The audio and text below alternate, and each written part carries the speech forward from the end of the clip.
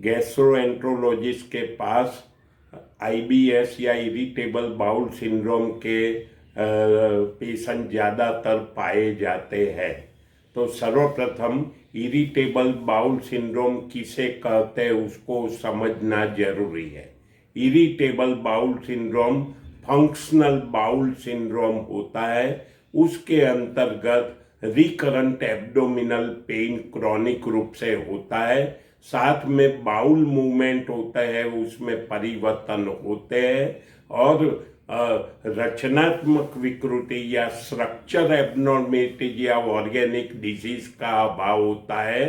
स्त्रियों में ज्यादातर मिलता है, यंग वुमन के अंतर्गत 2 से 3 गुना ज्यादा मिलता है और प्राय करके 30 से 50 साल की उम्र में ज्यादातर मिलता है।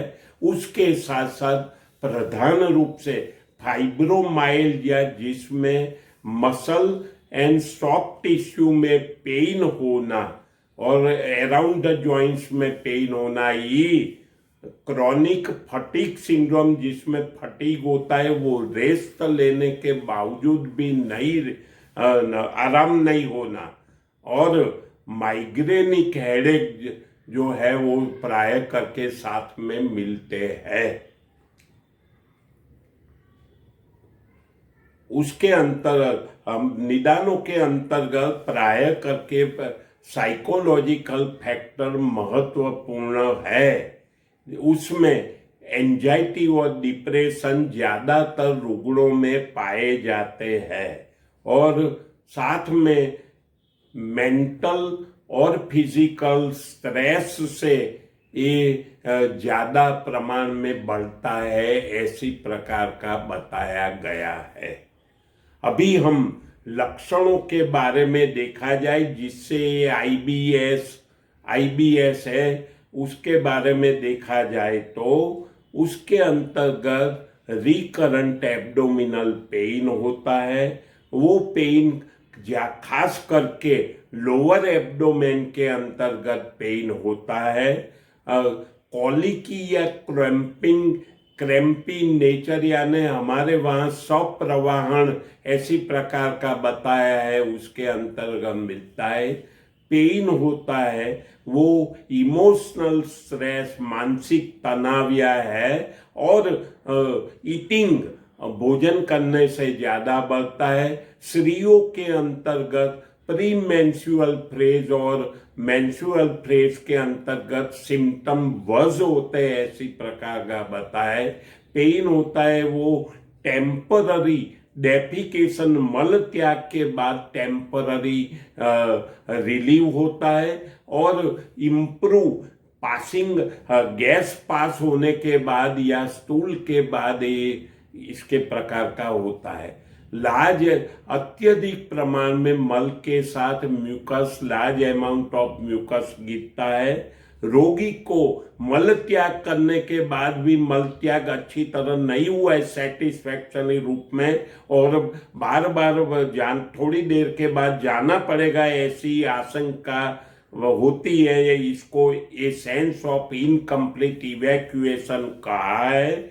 इसके सिवा रेक्टल ब्लीडिंग, जो कि दूसरे अल्सरेटिव कोलाइटिस है, इसमें ब्लडी डायरिया और रक्त गिरना, वो प्राय करके रेक्टल ब्लीडिंग नहीं मिलता है।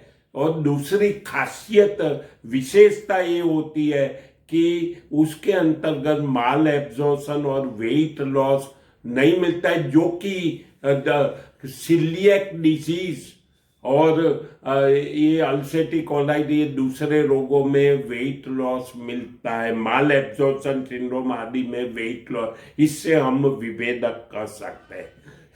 साथ के अंतर्गत एब्डोमिनल डिस्टेंशन, उदराजमान होना और फ्लैटुलेंस यानी पेट में गैस बनना, और जो कि ये सब लक्षण पाए जाता है। इसके सिवा भी डिस्पेप्सिया यानी अजीर्ण होना और हार्टबर्न, छाती में जलन होना, जी मिचलाना या उत्क्लेश होना और छद्दी होना, ये सभी लक्षण पाए जाते हैं। इसके इसके तीन प्रकार के प्रमुख भेद है इसके अंतर्गत, जिसके अंतर्गत डायरिया की प्रधानता, अतिसार की प्रधानता होती है, जिसको आईबीएस डायरिया प्रीडोमिनेंट कहते हैं। उसमें बार बार या फ्रीक्वेंट मल के लिए जाना पड़ता है, लेकिन अत्यधिक प्रमाण में मल प्रवृत्ति, लेकिन अल्प अल्प प्रमाण में, स्मॉल अमाउंट या लो अमाउंट्स में होती है, ऐसी प्रकार का कहा गया है। दूसरे नंबर के कॉन्स्टिपेशन प्रीडोमिनेंट होता है, उसमें इनफ्रीक्वेंट होता है स्टूल्स और हार्ड स्टूल होता है, ऐसी प्रकार का है। और तीसरे प्रकार के अंतर्गत मिक्स, यानी मूर्बद्ध, मूर्व कभी बधा हुआ व कभी द्रव है, ऐसी प्रकार का अल्टरनेटिंग कॉन्स्टिपेशन और डायरिया ये प्रकार के मिलते हैं। अभी ये मुख्य लक्षण बताए, इसके सिवा भी अमुक सपोर्टिंग सिम्टम्स भी बताए, वो भी जानना आवश्यक है। आईबीएस के लिए डायग्नोस्टिक क्राइटेरिया बताते हुए कहा है कि रिकरेंट एब्डोमिनल पेन होना, ऑन एवरेज एटलीस्ट 1 डे पर वीक होना, इसके सिवा वो भी लास्ट 3 मंथ से होना, और सिम्टम्स जो बताए गए उसका प्रारंभ 6 महीने से होना, ये बताया गया है। और उसके साथ 3 लक्षण बताए गए, उससे 2 लक्षणों का होना जरूरी है, जिसके अंतर्गत पहले नंबर के अंतर्गत देखा जाए तो उसका मल प्रवृत्ति के साथ संबंध होना, और दूसरे नंबर के अंतर्गत बाउल हैबिट्स, उसके अंतर्गत चेंज या परिवर्तन साथों साथ में होना, और बाउल हैबिट्स के फॉर्म्स या एपीरियंस के रूप में परिवर्तन होना, ये डायग्नोस्टिक क्राइटेरिया बताया गया है। इसके सिवा अमुक आईबीएस को सपोर्ट करने के लिए भी अमुक लक्षण बताए गए। सपोर्टिंग लक्षणों के अंतर्गत abnormal stool frequency, abnormal stool frequency, इसके अंतर्गत 3 से अधिक बाउल मूवमेंट्स पर डे होना, या तो 3 से कम बाउल मूवमेंट्स वीक के अंतर्गत होना, ये एब्नॉर्मल स्टूल फ्रीक्वेंसी के अंतर्गत बताया गया है। और एब्नॉर्मल फॉर्म, उसके अंतर्गत लंपी, हार्ड, लूज, वॉटरी, ये प्रकार की विशेषताएं दिखाई गई है। इसके सिवा स्ट्रेनिंग, प्रवाहन, urgency, incomplete bowel movement, passage, large amount of mucus गिरना, ये, और ब्लोटिंग, पेट में गैस का बनना, और एब्डोमिनल डिस्टेंशन यानी आधमान, उदराधमान, ये सब सपोर्टिंग लक्षण बताए गए। अब कौन से लक्षण नहीं होते वो ध्यान में रखना जरूरी है। पहले आगे बताया गया कि 30 से 50 साल की उम्र में आईबीएस होता है। यदि 50 से ऊपर की उम्र का होना, साथ में 50 से अत्यधिक प्रमाण की उम्र में होना, वेट लॉस, तीसरे नंबर में मल में ब्राइट रेड कलर का आना, यानी जिसको इमेटोचेजिया कहते, मेलेना, कृष्ण वर्ण की मल प्रवृत्ति होना, एनीमिया, फिर positive test for faecal occult blood test, ये होना, और पेशेंट फैमिली से पारिवारिक तीव्रता के अंतर्गत कोलोरेक्टल कैंसर या तो इन्फ्लेमेटरी बाउल डिजीज जिसके अंतर्गत अल्सरेटिव कोलाइटिस और कॉर्न डिसीज और सिलिएक डिसीज जो आगे हमने कहा, इसके अंतर्गत माल एब्जॉर्प्शन, वेट लॉस और डायरिया ये लक्षण बताए गए। ये सब का अभाव होना, इससे आईबीएस डिफरेंशिएटेड कर सकते हैं। इन्वेस्टिगेशन में देखा जाए तो आईबीएस को इन्फ्लेमेटरी बाउल डिजीज यानी कि अल्सरेटिव कोलाइटिस और कॉर्न डिसीज को विभेदक करने के लिए परीक्षणों के अंतर्गत फुल ब्लड काउंट या कंप्लीट ब्लड काउंट, ईएसआर और सिग्मोइडोस्कोपी कराना आवश्यक है। और ज्यादा करके कोलोरेक्टल कैंसर को रूल आउट करने के लिए डबल कॉन्ट्रास्ट एनीमा या कोलोनोस्कोपी कराना जरूरी है। आयुर्वेद दृष्टया आईबीएस या इरिटेबल बाउल सिंड्रोम को ग्रहणी रोग, विशेषतः कफज ग्रहणी रोग एवं कफज अतिसार के साथ समन्वय कर सकते हैं। सर्वप्रथम कफ ग्रहणी के सामान्य निदानों को बताते हुए कहा है कि भोजन नहीं करना, अत्यधिक प्रमाण में भोजन करना, अजीर्ण अवस्था में भोजन करना, विषमासन करना, ये सब उसके अंतर्गत बताए गए। और कफज ग्रहणी के लक्षणों के अंतर्गत गुरु, अति स्निग्ध और शीत पदार्थों का सेवन और दिन में सोना एवं अत्यधिक प्रमाण में भोजन करना ये मुख्यतः बताया गया है। अभी इसके बाद हम ग्रहणी के प्रत्यात्म लक्षण या सामान्य लक्षणों के साथ देखा जाए तो अतिश्रुष्टम विबद्धम व द्रवम तदुपदेश्यते, यानी या तो लूज मोशन होना या वाटरी स्टूल्स होना या हार्ड स्टूल्स होना, ये तीनों विशेषताएं चरक के अंतर्गत ग्रहणी के सामान्य लक्षणों में बताई गई है। जो आईबीएस की तीनों पैटर्न, आईबीएस डी जिसमें डायरिया प्रोमिनेंट, आईबीएस सी जिसमें कॉन्स्टिपेशन प्रोमिनेंट और आईबीएस एम यानी मिक्स्ड, ये तीनों बातें इस लक्षण के अंतर्गत समाविष्ट होती है।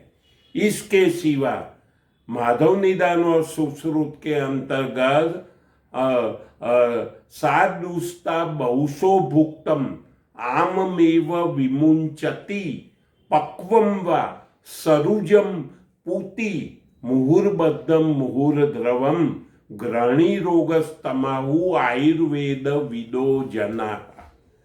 इसके अंतर्गत अन्न कभी अपक्व रूप में निकलता है, कभी पक्व रूप में निकलता है। और वेद एब्डोमिनल पेन की बात जो बताई, सरुजम बताया गया है। और मुहुर्बद्धम मुहुर्द्रवम जो मोस्ट कॉमन पैटर्न आईबीएस में अल्टरनेटिव कॉन्स्टिपेशन एंड डायरिया, ये मुहुर्बद्धम मुहुर्द्रवम मुख्य लक्षण है। इसलिए पहले हमने कफज ग्रहणी के साथ और समन्वय किया है।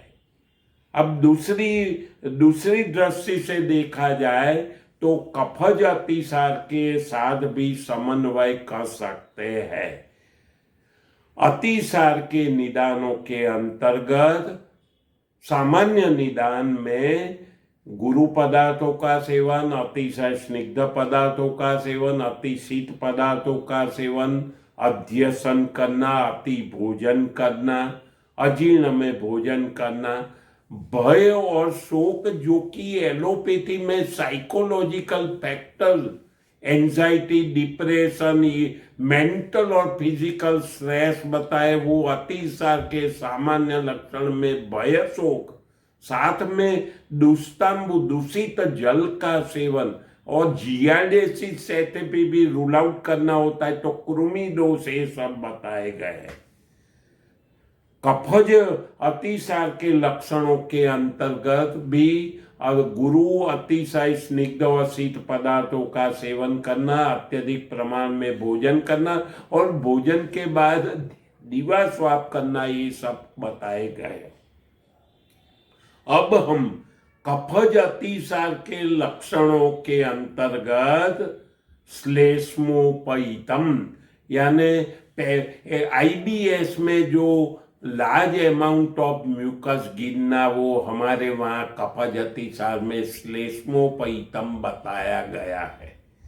दूसरे अंतर्गत अल्पाल्पम यानी अल्पाल्पम यानी लो वॉल्यूम स्टूल्स, जो आईबीएस में small amount of stool less than 200 ml of अभिक्षम, फ्रीक्वेंट मल प्रवृत्ति होना और सप्रवाहिकम यानी हमें आगे लक्षणों के अंतर्गत कॉलिकी और क्रैम्पिंग की नेचर होता है, वो सप्रवाहिकम बताया गया है।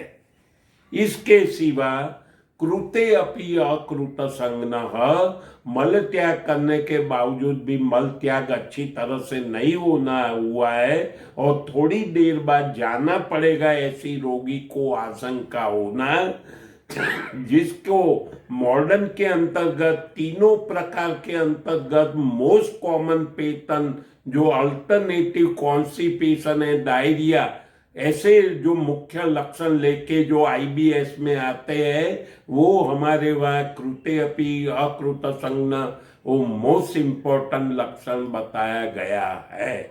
इसके सिवा रुल्लास या नोजिया और अन्न द्वेषी भोजन के प्रति अरुचि बताया गया है। आयुर्वेद की विशेषता ये रही है कि आयुर्वेद के एक रोग के अंतर्गत एलोपैथी के बहुत सारे रोग समाविष्ट हो जाते हैं, जैसे कि ग्रहणी रोग के अंतर्गत सीलियाक डिजीज, माल एब्जॉर्प्शन सिंड्रोम, जियाडियासिस, ऐसे बहुत से रोग ग्रहणी रोग के अंतर्गत समाविष्ट होते हैं। चिकित्सा के अंतर्गत देखा जाए तो सर्वप्रथम संक्षेपत क्रिया योगो निदान परिवर्जनम, आयुर्वेद के अंतर्गत कफज अतिसार, कफज ग्रहणी, उनके जो निदान बताए गए, जैसे अति स्निग्ध पदार्थों का सेवन, अत्यधिक प्रमाण, विषम भोजन, अभोजन, अजीर्ण भोजन, ये सब का त्याग करना चाहिए। एलोपैथिक में भी हाई फैट डाइट, एलोपैथी में भी regular eating, avoid missing meals, take sufficient time to eat, ये सब बताए गए हैं। खास करके ट्रीटमेंट में औषध योगों को हम उसके अंतर्गत ये विशेषता ध्यान में रखनी चाहिए, जो अतिसार में प्रवाहिका और ग्रहणी में कार्यकारी और फलदायी योग है, उसी को ही हम ध्यान में रख के ट्रीटमेंट करनी चाहिए। इस बात को ध्यान में रखने वाले प्रमुख योगों के अंतर्गत वृद्ध गंगाधर या बृहद गंगाधर की और हमारा ध्यान आकर्षित होता है। वृद्ध गंगाधर जिसमें बिल्व, मुस्ता, शुंठी ऐसे द्रव्यों को उसके प्रमुख द्रव्यों बताए कि जो सभी प्रकार के अतिसार, सभी प्रकार के ग्रहणी और प्रवाहिका, ये जो आईबीएस के सभी सिम्टम्स को ध्यान में रखते हुए एक एक चम्मच सुबह शाम 2 बार तक्र के साथ दिया जाए तो निश्चित रूप से लाभदायी परिणाम मिलता है। दूसरे अंतर्गत ग्रहणी रोग में और विबंध प्रधान जो आईबीएस होता है और गुल्म यानी जो इंक्रीजिंग गैस होता है जिसको एब्डोमिनल डिस्टेंशन, ये सब जो लक्षण बताए उसको ध्यान में रखते हुए दूसरे नंबर के योग में लवण भास्कर प्रमुख है कि जो अत्यधिक प्रमाण में दीपन पाचन है, मंदाग्नि को दूर करता है और ग्रहणी और गुल्म यानी गैस को दूर करता है, उसका प्राधान्य। तीसरे नंबर के अंतर्गत देखा जाए तो ग्रहणी रोग मुख्य है, मूर्बद्ध मूर्वव, ये और इसको ध्यान में रख के एक परपटी का रोल भी मुख्य है, वो भी हमको ध्यान में रखना चाहिए। परपटी के प्रमुख योगों के अंतर्गत पंचामृत परपटी जो है जिसमें पार, गंधक, लोह, अभ्रक और ताम्र ये वे पढ़ते हैं, उसको 2 रति या 250 mg दो बार उसको शहद के साथ देनी चाहिए। चौथे नंबर के अंतर्गत आईबीएस में साइकोलॉजिकल फैक्टर का महत्वपूर्ण रोल बताया गया है, जैसे कि anxiety, depression, mentally physical stress से रोग बढ़ना, उसी को ध्यान में रखते हुए उसके अंतर्गत मेद्य रसायन चूर्ण यानी जिस्म के अंतर्गत शंखपुष्पी, ब्राह्मी, गिलोय और जेठी यष्टि मधु पड़ते, वो एक ट्रीटमेंट का एक ध्यान में रखना चाहिए और 1 चम्मच सुबह शाम या पर्टिकुलर रात्रि के समय अवश्य देना चाहिए। 5वें नंबर के अंतर्गत शुंठी सिद्ध जल देना जरूरी है और ग्राही है, ऐसी प्रकार। और 6ठे नंबर के अंतर्गत सद्यस्क तक्र, जो ग्रहणी में दीपन, ग्राही और ये सब तक्र के गुण और ग्रहणी रोग में तक्र की प्रशंसा की गई है, वो तक्र पर ही उसको ध्यान केंद्रित करना चाहिए। आईबीएस के प्रमुख योग के अंतर्गत मौक्तिक युक्त प्रवाल पंचामृत रस, जो कि गुल्म अधिकार में बताया गया है कि जिसमें प्रवाल, मुक्ता मोती, शंख, कपदिका और सुक्ति भस्म जैसी चीजें आती है कि खास करके वो मंदाग्नि, खास करके अतिसार, ग्रहणी, मंदाग्नि, आनाह, गुल्म, एब्डोमिनल गैस, ये सब दूर करते हैं। तो ये प्रवाल पंचामृत की गोली है, वो 2 गोली 2 बार देने से काफी लाभ मिलता है। अपथ्य के अंतर्गत गेहूं और गेहूं की आइटम है ऐसी प्रकार की, उड़द, बेकरी आइटम और डेयरी प्रोडक्ट, विशेष करके दूध और दूध की बनावटें और वातवर्धक सब्जी या लेग्यूम्स, कैबेज, कॉफी और अल्कोहल, अत्यधिक प्रमाण में मद्यपान, ये सब वर्जनीय है। आजकल एलोपैथी की फाइल लेके पेशेंट आते हैं, उसके अंतर्गत नहीं घबराकर आयुर्वेद दृष्टिया यहाँ बताए गए विमर्श है, उसको ध्यान में रख के उसकी ट्रीटमेंट करने से आपको अवश्य परिणाम मिलता है।